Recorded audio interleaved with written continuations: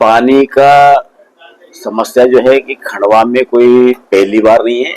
हम 15-20 साल पीछे जाकर देखें तो 20 साल पहले खंडवा में क्या परिस्थिति बनती थी। खंडवा में 15-15 दिन पानी नहीं आता था और टैंकरों के माध्यम से पानी की सप्लाई की जाती थी। लेकिन मुझे इस बात का गर्व है कि भारतीय जनता पार्टी की सरकार बनने के बाद, भारतीय जनता पार्टी के महापौरों के बनने के बाद खंडवा में पानी की समस्या का लगभग हल हो चुका है। और क्योंकि गर्मी के दिन है, गर्मी के दिनों में एक प्राकृतिक आपदा भी हम इसको कह सकते हैं कि थोड़ी बहुत समस्या आती है, लेकिन फिर भी पहले जैसी समस्या जो आती थी वो समस्या आज नहीं आती है। हमारे जनप्रतिनिधि लगातार इस चीज पर ध्यान रख रहे हैं और हर जगह पानी उपलब्ध हो इस दिशा में काम कर रहे हैं। जो 5 दिन पहले जो समस्या आई थी, कुछ कई बार कैसा होता है कि पाइपलाइन फूट जाती है, मोटर जल जाती है, बिजली का प्रॉब्लम हो जाता है, तो कुछ न कुछ इस प्रकार की जो दिक्कत आती है तो उसकी वजह से कुछ क्राइसिस होता है।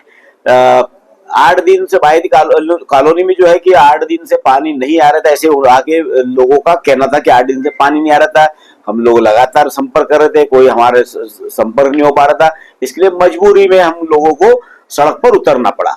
और मैं समझता हूँ कि जनता का ये हक और अधिकार है, मूलभूत सुविधाएं देना हम लोगों की जिम्मेदारी है और हम जनप्रतिनिधि उस दिशा में लगातार काम कर रहे हैं। और पानी की समस्या को लेकर जो प्रशासन के द्वारा उनके खिलाफ में जो एफआईआर दर्ज करी थी, मैंने उस बात को लेकर नाराजगी व्यक्त भी करी। मैंने कलेक्टर से भी चर्चा करी कि जनता के खिलाफ में हम इस तरह की कार्रवाई करें, ये उचित नहीं है, ये अनुचित है।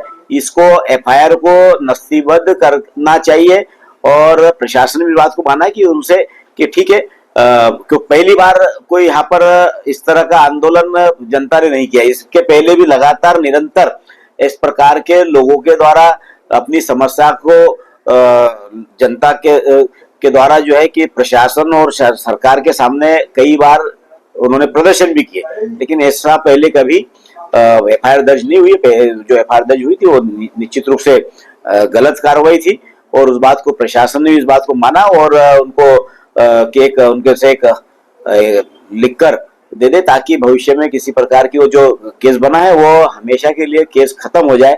इसके लिए लोगों के समझाइश के लिए मैं आज उनके बीच में गया था। हमारी मातृशक्ति की इच्छा थी कि सांसद जी आप आओ और हमारी जो समस्या है वो समस्या सुनो और हम जैसा बोलोगे वैसा करेंगे।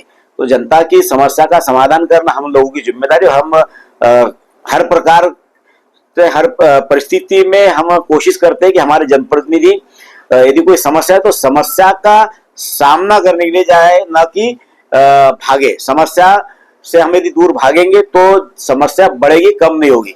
तो इसलिए मैं सभी जनप्रतिनिधियों से भी कहना चाहता हूँ कि यदि इस प्रकार की कोई समस्या आती है तो उस समस्या का समाधान के लिए हमने जनता के बीच में जाकर उस पर हल करने का प्रयास करना चाहिए।